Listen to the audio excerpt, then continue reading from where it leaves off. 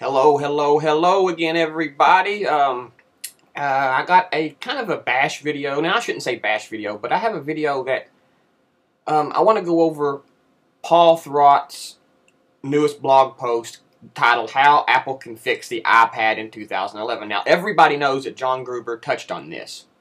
He touched on the title specifically. He said, how come Paul Thurrott used the word fix? That implies there's something wrong with it. The word he should have used is improve.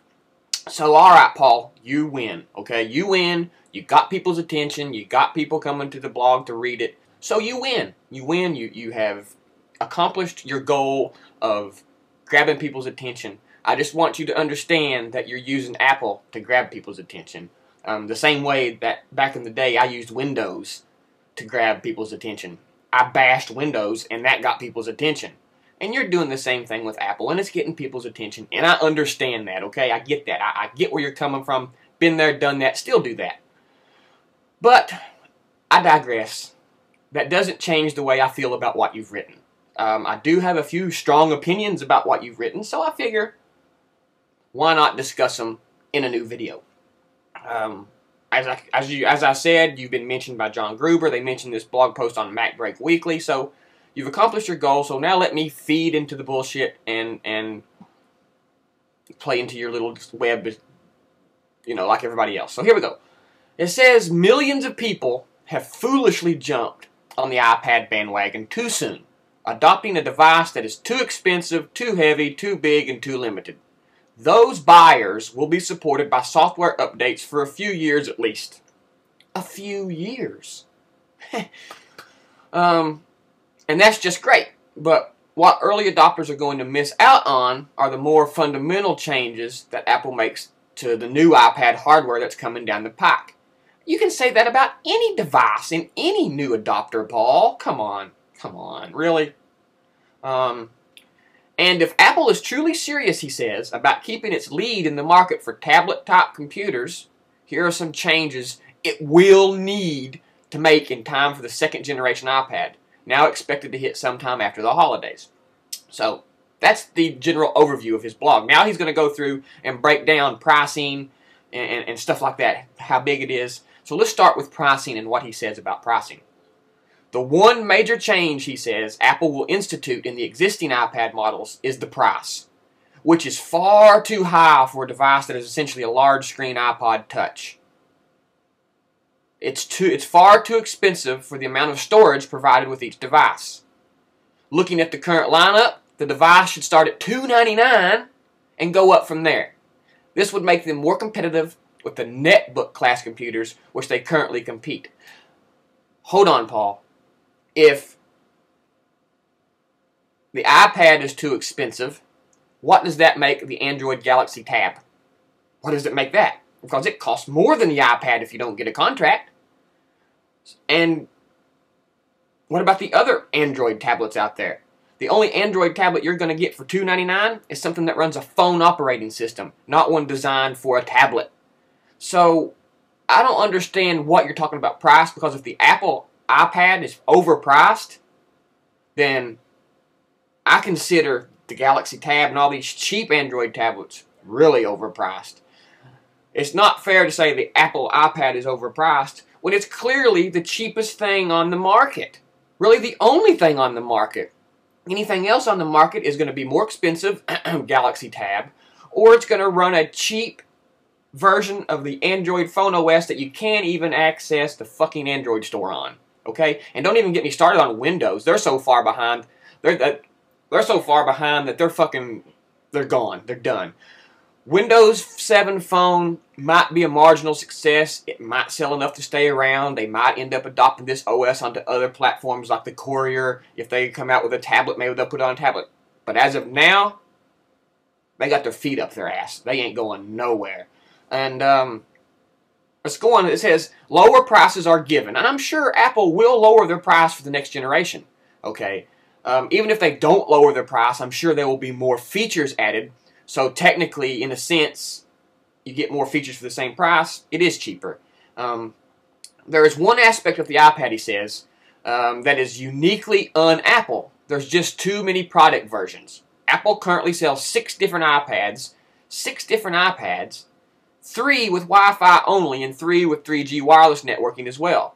Since Apple likely pays something like $6 for a 3G radio, my advice is to simplify the lineup to 2 or 3 models only, differentiated only by storage capacities. In today's product line, that would be 32 selling for $299 and 64 gig version for $399. Simple.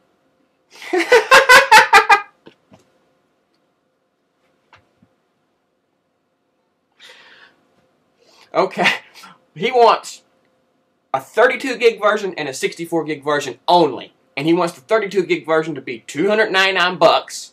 The Apple iPad now. He wants the 32 gig version to be $299. He wants the 64 gig version to be $399. And he don't want no 16 gig version at all. He wants the 32 gig version to be $200 cheaper than the existing 16 gig version.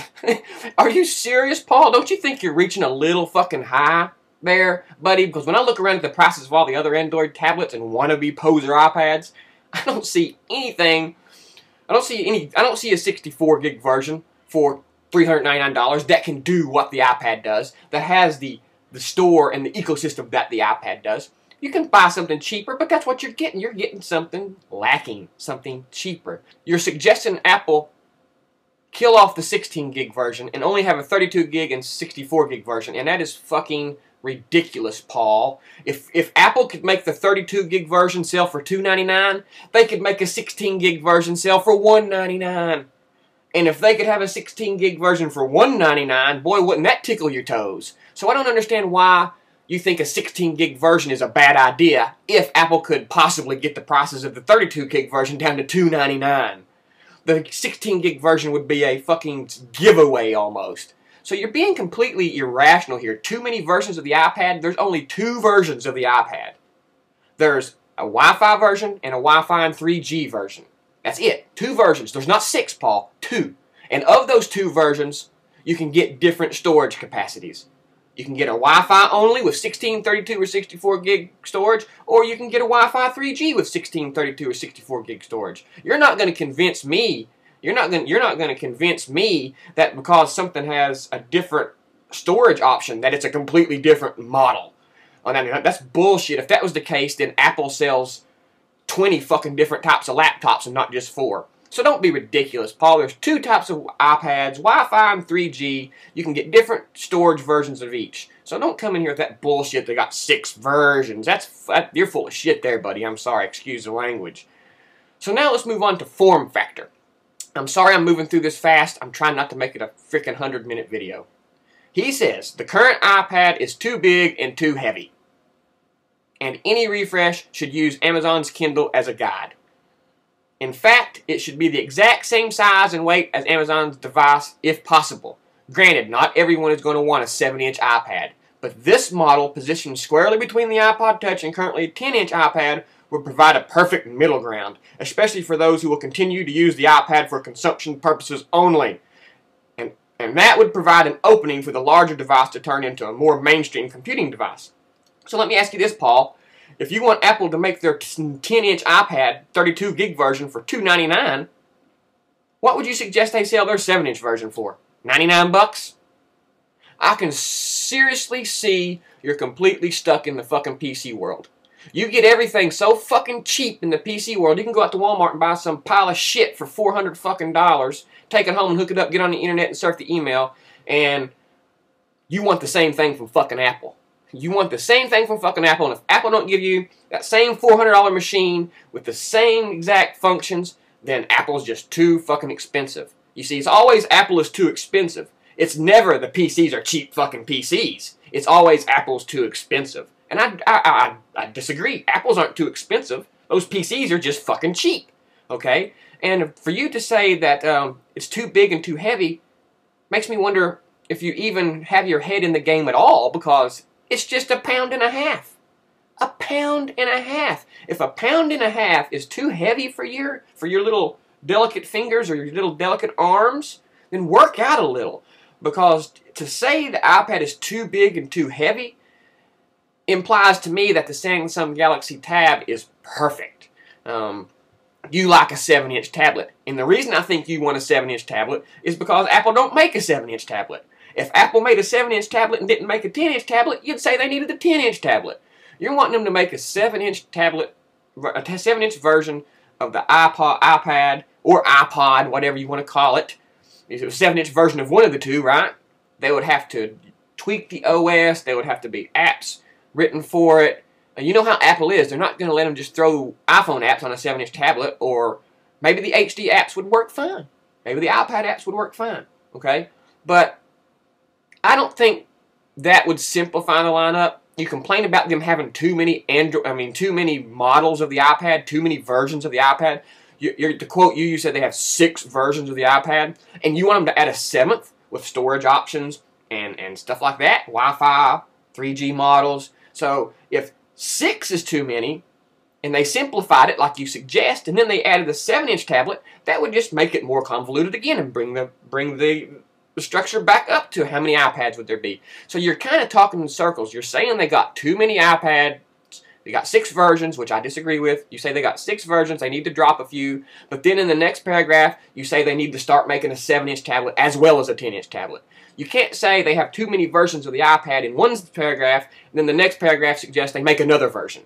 It's completely, it's almost an oxymoron. And, you know, so the latter half of that word is really describing how I'm feeling. You're seeing this whole situation right now. Moronic. Let's go on down to storage. The iPad's current storage allotments are simply too small. Apple should use its iPod Touch as a guide to offer 32, 64, and even 128 versions of the device. Don't they offer 32 and 64 gig versions of the iPad? The only thing they don't offer is 128 gigabyte versions of the iPad, and I'm sure over time that will happen. And correct me if I'm wrong, can you get a 128 gigabyte version of the iPod unless you get an iPod Classic? Can you get an iPod Touch with 128 gigs? Can you? Because I didn't know you could if you could. I'm in the dark here. Because if you can, I'm going to go get me one.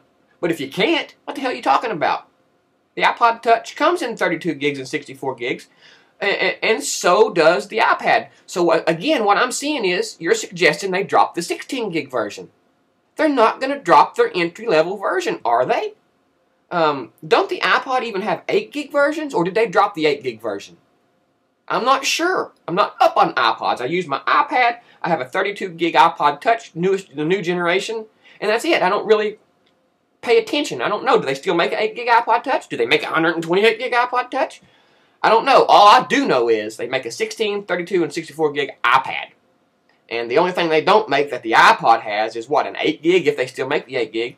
So I don't really understand how you're saying they should use the iPod Touch as a guide and offer 32, 64, and even 128. When I don't think the iPod offers 128 unless you get a Classic. And the iPad offers 16 gig, I think, and the iPod offers, what, 32 gig? Let's see. Let's go out to Apple. Let's go to their store. And let's check out their iPod Touches here. I'm not sure. So we got 8 gig, 32 gig, and 64 gig.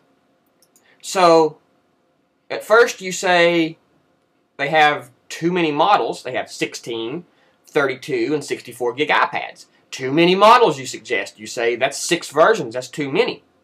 But then on down the line, you say Apple should use the iPod Touch as a guide and offer 32 and 64 gig versions of the iPad. And I'm seeing 3 versions of the iPod too. And if they're going to use the iPod as a guide, then they're going to have a low entry-level model, a mid-model, and a high-end model, just like they do the iPod. The only difference in the iPod storage capacity and the iPad storage capacity is the low model, between 8 gig for the iPod and 16 gig for the iPad. So maybe I'm missing something here. See, 16, 32, and 64. Wi-Fi version or 3G version. So the current iPad storage allotments are simply too small. So here's the iPads, 16, 32, and 64, and the iPods have less storage than the iPad. 8, 32, and 64. So tell me, Paul, how in the hell is the iPad's current storage allotments too small and they should use the iPod Touch as a guide when the iPod Touch's storage allotments are smaller than the iPad. Either I'm missing something or you're missing something. And if I'm missing something, I apologize. Let's move on down the road to where it says cameras. While Apple clearly intended to include dual cameras in the current iPad, clearly, I mean, he knows this for a fact, I'm sure, they clearly intended to include dual cameras. Clearly intended. There's a hole designed for this purpose inside the case. It didn't, and now there's no way to add one. There's no way to add one? The next iPad will definitely include dual cameras. Oh, you mean add one to the existing model. Okay, I can agree with that. The next iPad will definitely include dual cameras, however, for FaceTime and other purposes. It's overdue. Listen, Paul. Apple needed to get the $499 price point, and if you add a camera, it's just going to up the price. And you know what? They're thinking about future versions too. They don't want to put all their eggs in one basket. They want to give people a reason to buy the next version, and the camera is a perfect reason for. It's a big enough reason for people to buy a new iPad that bought the old iPad. Okay, they're not stupid. This is a business, Paul. So quit acting like they're in this to please you, when technically they are, but really they're in it to make money. That's why I like Apple so much, because I realize they're in it to make money. And that's what they do. That's what they're a business for. They're there to please shareholders. I get it. They're in the business to make money, not give it away. And that's why I'm got so much respect for Apple, because they managed to make money and give me a good experience as well. Somehow they managed to take my money and not make me feel like I've been ripped off. And that's why I appreciate Apple. I spend big money on their stuff, but I do not feel like I've been ripped off in any way when I get it in the mail. So I'll agree the cameras are overdue, but I'm sure there was more than just technical reasons why they didn't include it in the first version. He goes on, now the next little complaint he's got here is called the screen. You know, the current iPad screen is far too glossy and reflective to be used in many situations. You can buy stuff to put on them for $10 that makes them not, non-glossy, makes them matte. Making it less than ideal for ebook reading, movie watching. No, no, no, no, no. I like watching movies on a glossy screen. Fuck you, Paul. That's your opinion. I understand you like a matte screen for certain things, especially work, but I like to watch movies on a glossy screen. I like to consume content on a glossy screen. I like to play my games on a nice, bright, saturated, glossy screen. A matte screen is useful when I'm doing color work or editing work. Or anything like that. A matte screen is perfect. But don't assume that the glossy screen is bad for everything, because a glossy screen is better for some things, and I think it's better for consuming content. Not creating content, that's what the matte screen's for. And, of course you can see things at a better angle in a matte screen. Well, you know what, I disagree. Not always. Not always. The displays on my iMac are glossy, and I can see them from just about any angle. The glare can get bad on my iPad. But if there's no glare, I can see my iPad from just about any angle. So I don't know what you mean angle there. So he goes on to say, oh yeah, before I go on about the screen, I want to touch on this one thing about the form factor, how he said they should use the Kindle as a guide, okay? And for everything that the iPad does, how can you expect them to fit that into a form factor the size of the Kindle? The Kindle don't even have a color display. There's really no app store. There's no pages or iWork. There's no games. How can you expect them to squeeze that into a Kindle form factor and drop the price? What? Okay, let's go on. Okay, with the screen here. All these stupid pop-up fuck. Paul, get that shit off there. Okay. Apple needs to make a non-glossy screen available as an option. They need to make a non-glossy screen available as an option on the iPad. Even though before I said they had too many versions, I now not only want them to make a 7-inch version, I want them to make a glossy and a non-glossy version. Oh. Even an added cost option, as it does with some of its notebook computers. This, combined with a smaller, lighter form factor, would solve a ton of usability problems. Well, I'm sure it would, Paul. Why don't you just pull out your magic lamp and rub it and get the genie to come out for us? Maybe he can help. Maybe he can whip up some of them fancy unicorns that everybody's needing to make this stuff. Okay, let's go on to expansion. Apple's aversion to ports is cute, But the iPad would be so much more useful with some combination of integrated USB, SD, and HDMI ports. So now we need USB, SD, and HDMI ports. You'll never get ports on a goddamn iPad if you want them to make it the size of the fucking Kindle. You goddamn mook. How can you want them to make the iPad the size of the fucking Kindle and want them to stick HDMI, SD, and fucking, what's the other one? USB on there. Fuck! The USB plugs are so fucking thick they wouldn't barely plug into one on the existing iPad. And you want them to get a USB port on the fucking Kindle? What, a mini USB? No. What they'll do is they'll take the existing USB dongle and let it be able to accept anything. I don't know if they'll use drivers or what, but they'll use that as a USB port instead of a camera kit. I'm thinking if they add USB, they'll just open up the functionality of the USB adapter that they already have instead of it just being a camera kit. Okay, I'm sure eventually that USB dongle will become a USB port and you can plug anything into it. Asking them to put an SD, HDMI, and USB inside of an iPad with a smaller form factor is it's just ridiculous, Paul. It's ridiculous. So his final thoughts are, so do I expect Apple to actually implement any of these ideas? Actually, for the most part, I do not. Yes, Apple will lower prices, as it always does over time. Storage allotment will likely increase over time, if slowly, and cameras are clearly on the way. But the rest of my ideas are perhaps too un-Apple. It's not too un-Apple, it's just too unpractical. Okay? But if the company is serious about pushing the iPad up the food chain, and I believe it is, it will need to embrace some features and technologies that PC and Mac users take for granted. Now see, what I have a problem is, you want them to add HDMI ports, you want them to add USBs, you want them to make it smaller, you want them to add matte versions, you want them to add a 7-inch version, you want them to drop the price. So tell me, how can they make it smaller and add all these things and drop the price? If they do what you're wanting them to do, I can't see anything going on but them raising the price. I mean, this is what you're asking. I want it smaller, thinner, lighter, I want more ports, I want more power, I want more screen options, and I want it to be cheaper. Seriously? Really, Paul? You don't think you're just kind of fishing here, baiting people like me, so we'll pay attention to you and give publicity to your blog? Because you know how it is. Any publicity is good publicity.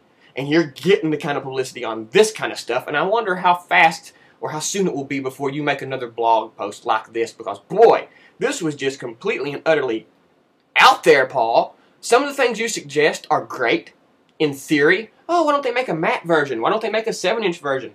But see, you're just completely contradicting yourself by saying they should do all of these things, but yet there's too many versions of the iPad as it is, you said. They should take the iPod as storage, as a guide for storage, when the iPod has the exact same storage, but less, actually. Exact same storage options, only the smaller version, the smallest version is even less. So I don't understand. I'm kind of confused at some of this circle talk that you've been doing in this article. So please, Paul, there's nothing wrong with the iPad that needs fixed. I think it could be maybe improved upon, just like every iteration of any technology can be improved upon with the next version, but it definitely does not need fixed. And that's my take, Paul. I love your stuff. I even subscribe to your podcast. It's all good. But you're really talking some shit here, man. Really are. But anyways, keep up the good work, man. We'll see you next time you piss us off, I guess. OS 10, brother.